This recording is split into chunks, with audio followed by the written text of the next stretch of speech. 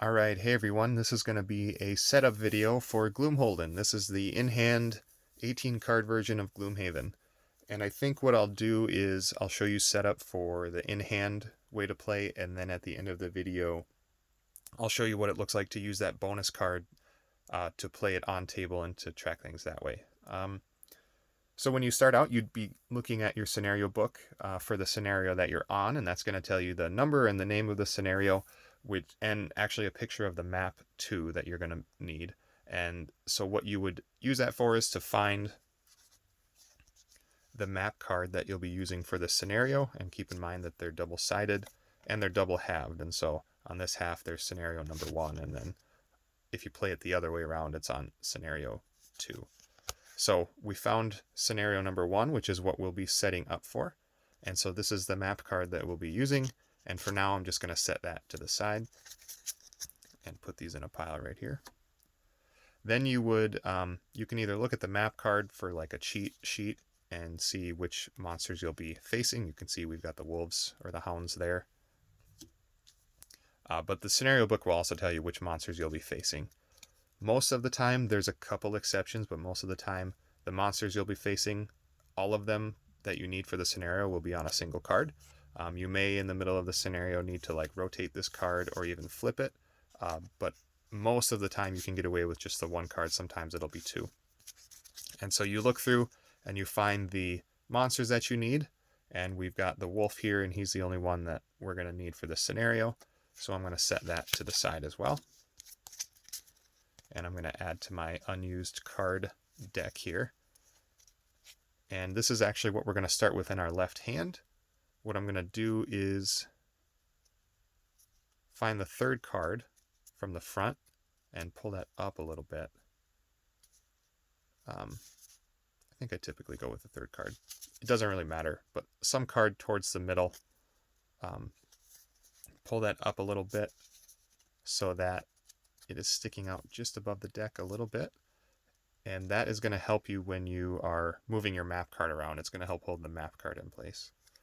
Next thing I'm going to do is take the back card off of that deck and just set it on the table for a second while we get our ability cards set up. Make sure these cards are on the proper level. You'll be upgrading these cards one at a time as you level up your character. So at some point we'll be upgrading, oops, hit my camera there. You'll upgrade a card and it'll go from a level 1 card to a level 2 card. But for now, when you start out the game, all your cards are level 1. And then make sure they're also starting on side A. This is your side indicator here. And there's an A side, and when you flip it, there's a B side.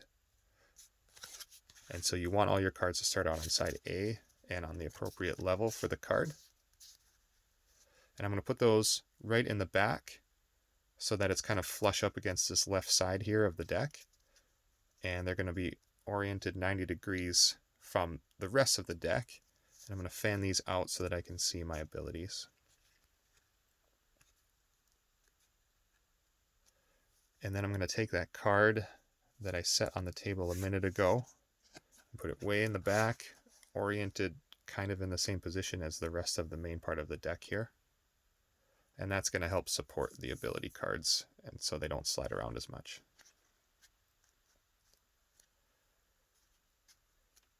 Alright.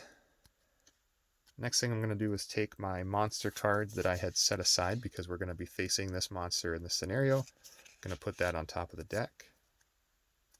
Then I'm going to take the character HP card. I'm going to put it to my maximum health for my character, which is determined by your character level. And there's kind of a cheat sheet on the card itself here in the middle. And you can see for level 1, I'm going to have a maximum health of 8. So that's what I'm going to start on, is 8. When you're adjusting your character HP card, you just have to remember which of these 3 numbers is your current HP. And we are starting on 8.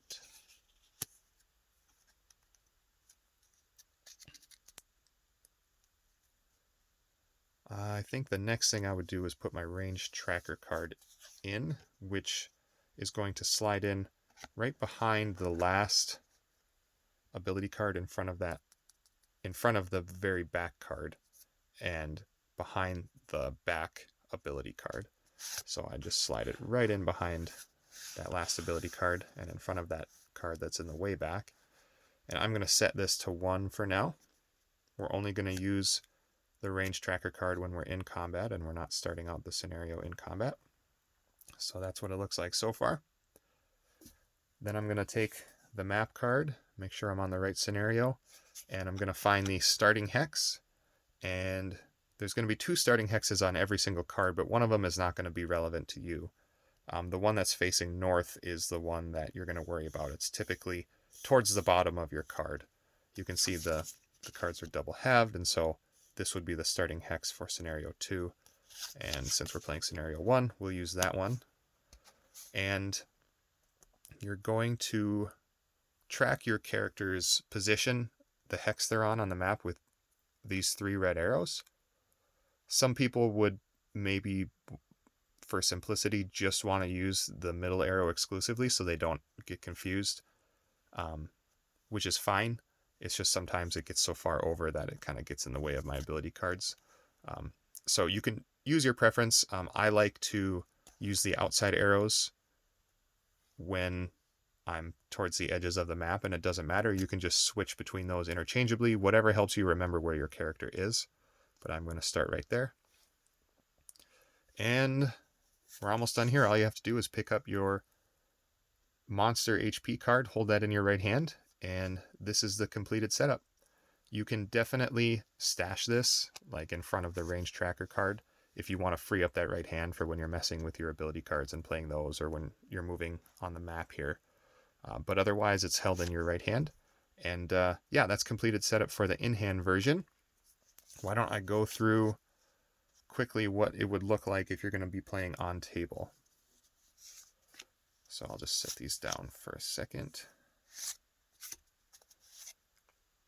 Your monster card would go just left of center in this. There's going to be 2 rows of stuff here. There's, let's call it a top row and a bottom row.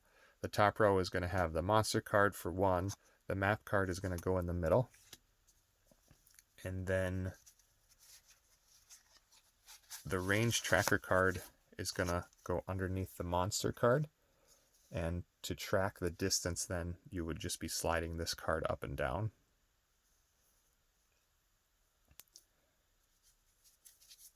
To the right of the map card would go this bonus card, which gives you the ability to track with a cube the character HP, the money you've looted, the number of money tokens you've looted in this scenario, and then the monster HP.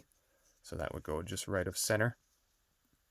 And then your 2 HP tracker cards, I put the character HP card over on the right and the monster HP card over on the left. The reason you still need those, even though you're tracking them here, is you're going to need the modifier tables for reference.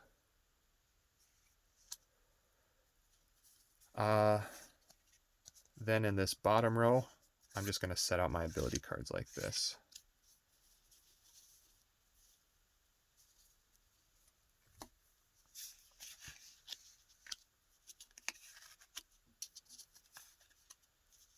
And then I'm using the right side of these.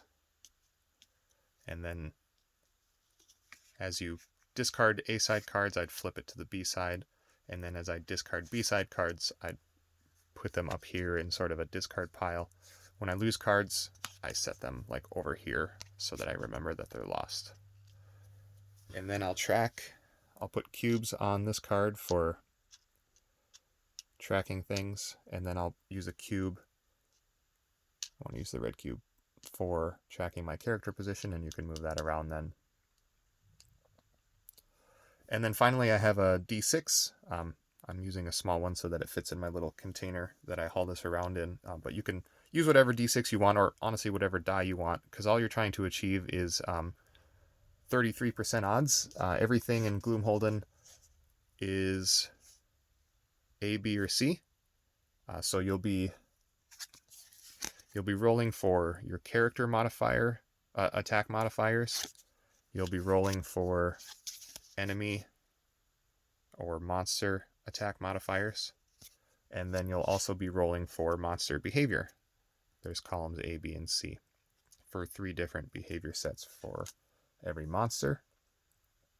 And so what I do is I replace the rolling, which normally happens by using the ruler on the top of the monster HP card and placing it on the red line on the character HP card. Sorry, I hit my camera again. Which is like that. And then you just roll and see if you got A, B, or C. And that's how it works in hand. But when it's on table and you don't want to do that, you can just use a D6 and values of 1 and 2 is A, 3 and 4 is B, and 5 and 6 is C. And so you'll just end up rolling that D6 a few times.